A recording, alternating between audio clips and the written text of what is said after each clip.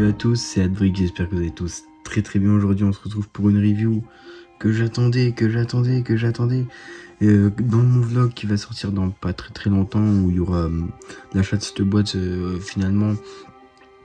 Et aussi quelques trucs que j'ai bougé dans ma chambre, vous allez voir, où par exemple on voit où j'ai mis en mode display le set de Mando, etc. Dans un vlog qui sortira bientôt où je vais l'acheter, et je l'ai trouvé justement à King Jouet à Limoges. Donc si regarde la vidéo, merci d'avoir mis, même si elle est à 35 balles. Mais bon, je l'ai vu, je me suis dit il faut absolument que je l'achète. Je me suis pas posé de questions. Pourtant vous savez que moi, l'amour d'Harry Potter, il me manque quelques boîtes. Il m'en manque que 3. Mais je l'ai quand même pris. Je sais pas, ça a changé un petit peu de construire que les Harry Potter. Et du coup, quel magnifique set. On retrouve le speeder. Je vais prendre ma tige. On retrouve le speeder ici. On retrouve un Tosken ici. On retrouve Mando spécial Beskar avec toute l'armure en Beskar. Et on a enfin The Child ou Grogu comme vous voulez. On a de l'autre côté, on a l'arbalète pour tuer le monstre crête. Donc désolé pour les spoils s'il y a des gens qui n'ont pas encore regardé. Ensuite nous avons la petite hutte où il passe la nuit avant, avec le petit feu de camp, etc. Mais ça on va plus le détailler dans la review. On va commencer tout de suite par les figurines. C'est parti pour les figurines du coup. On va commencer par le meilleur, enfin, ou Baby Yoda comme vous voulez, hein, ça dépend des goûts. Mais on va commencer par le meilleur de cette boîte, Mando en mode Beskar, qui est magnifique. Je vais essayer de vous le tourner un tout petit peu. Là on retrouve les arms printed magnifiques avec les détails qui tuent. Enfin, au niveau du fusil,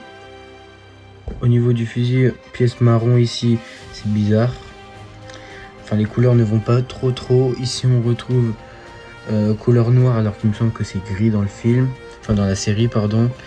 Ensuite sous la cape on retrouve encore à nouveau du Beskar, magnifique. Et le petit détail qui change tout aussi, les legs printed en mode Beskar, c'est magnifique. Rien à dire sur la figurine de Mando, qui est franchement une de mes préférées Star Wars en mode figurine. Il y en a quelques-unes qui sont pas mal aussi, mais celle-là elle m'a vraiment marqué quand je l'ai construit. Enfin, waouh, il y a un grand waouh qui sort, quoi. On enchaîne avec le Tosken de la boîte, que personnellement je trouve bien fait, mais il n'y a rien d'exclusif, hein, il me semble. Le petit bâton est franchement sympa, avec la petite pièce grise en dessous. Là on a la même pièce en mode marron au dessus. Au niveau du torso, je sais pas du tout si c'est le même torse qu'un autre Tosken ou pas, mais je le trouve quand même plutôt réussi. Après on retrouve les legs printed aussi, mais ça s'habitue, ça fait un peu les legs printed en mode robe, qui sont très communes quand même. Ensuite le dernier, waouh. Au moins que je fasse une connerie dans la vidéo. Et de derrière on a les sangles. On retrouve les sangles avec le dos printed, c'est magnifique. Et bien sûr ce qui change un peu tout et ce qui fait que cette figurine de Tosken est vraiment sympa de ouf, c'est vraiment la tête modelée, magnifique. On retrouve les petits pics en mode détail. Là aussi le relief avec les dents, les yeux, les petits pics sur les côtés, magnifique. Après c'était pas un argument pour l'acheter, mais je trouve que la figurine est quand même efficace. On va finir par ce qui est des figurines, par The Child ou Grogu comme vous voulez, ou Baby Yoda, je sais pas comment vous l'appelez. Donc là pareil, hein, belle pièce en mode bébé avec vraiment la tête de Grogu. Je sais que cette figurine fait beaucoup polémique, elle plaise à certains, pas à d'autres. Moi je la trouve assez correcte par rapport à la série Mandalorian. On reconnaît le personnage, et en plus les détails d'au-dessus du crâne de Grogu sont vraiment bien faits, hein, à la manière un petit peu de Yoda. Le seul bémol, c'est que c'est printed, son torse. J'aurais bien voulu qu'il ait une petite cape pour un bébé, ça aurait la première fois. En plus c'est possible, vu qu'on peut clipser la tête, on peut mettre une mini cape. Mais bon, après c'est des petits points pointilleux, hein, et derrière c'est pas printed. Ça j'aurais bien voulu aussi l'avoir, quitte à faire de la merde entre guillemets, à pas mettre de cap, autant mettre aussi printed derrière. Mais la figurine aussi est très très efficace. Et puis quand on a adoré la série et qu'on n'a pas Mando et Grogu, c'est quand même bien de les acquérir.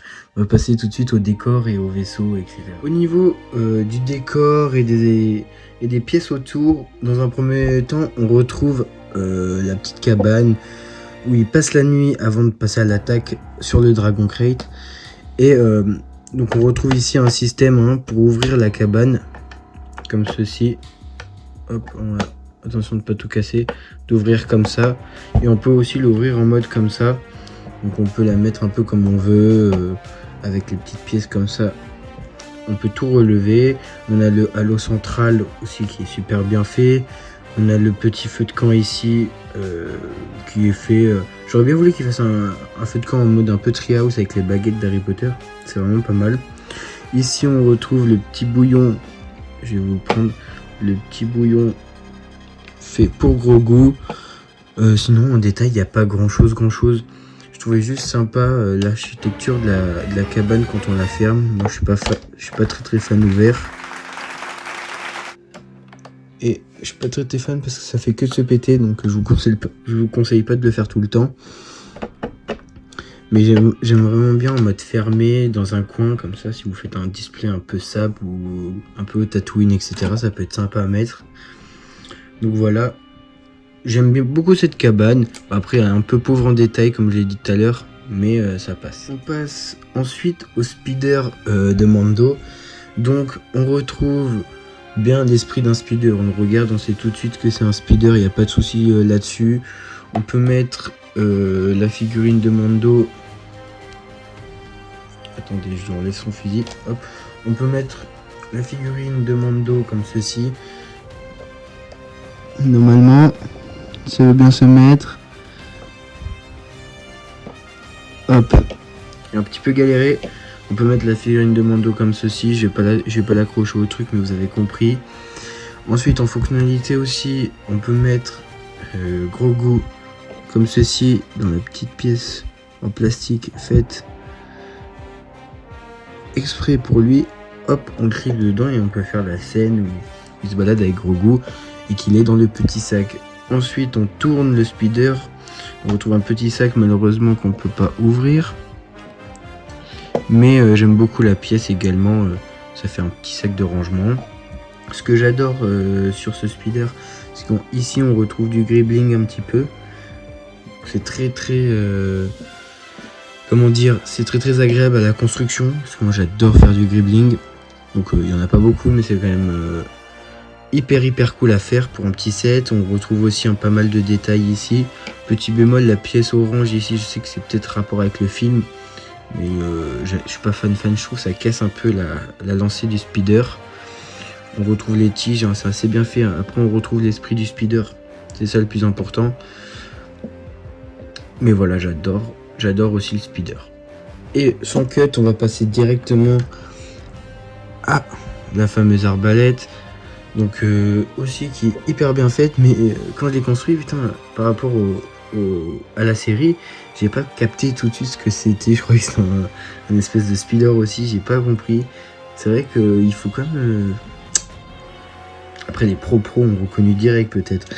Mais moi j'ai pas reconnu tout de suite, mais au final quand on sait ce que c'est après, c'est quand même pas mal fait. Là aussi il y a plein de petites techniques de montage sympas à faire, comme faire l'effet justement d'une ficelle tendue d'une arbalète si vous voulez. Je crois que le designer avait dit que c'était pas possible de faire une arbalète tout simplement. Et je trouve qu'ils ont trouvé un bon substitut, parce que voilà, ça passe, on retrouve l'esprit de l'arbalète, c'est ça le plus important. Après j'aime pas le spring load shooter, la grosse pièce de spring load là ici, j'aime pas du tout. Après les pièces marron avec les petites coupoles, ça fonctionne. Ensuite les petites ailes pour faire vraiment effet arbalète des Tosken, ça fonctionne de ouf. On retrouve en dessous les petites pistes d'atterrissage, et ce qui fait la différence, c'est ce petit cube transparent pour faire en mode ça décolle, ou j'adore. Et puis ça peut très bien servir pour vous n'êtes pas forcément obligé de le mettre, mais moi j'adore les pièces transparentes pour faire voler des vaisseaux, etc. Et je trouve sympa qu'ils en mettent dans les boîtes de temps en temps. Donc voilà, on va passer à la conclusion. Donc voilà les gars, pour conclure cette conclusion sur le set Mandalorian de 2021. C'est un très très bon set. Après je l'ai acheté un peu cher certes, mais j'ai passé un bon moment en le construisant et fini je le trouve encore meilleur qu'en photo. Donc je vous le conseille absolument d'aller le choper même à 35 dans vos King Jouets ou dans vos magasins à côté de chez vous. Je connais pas tous les noms. Mais le set est vraiment top. Et je lui ai mis une petite note de 7 sur 10 parce que je trouve que la cabane est un peu bâclée. Il faudrait limite en acheter deux pour si vous voulez fermer et faire une vraie cabane. Mais bon, un bon 7 sur 10. Les figurines sont top. J'espère que la vidéo vous aura plu. N'hésitez pas à liker, commenter et même à partager si l'envie vous prend. Salut les gars.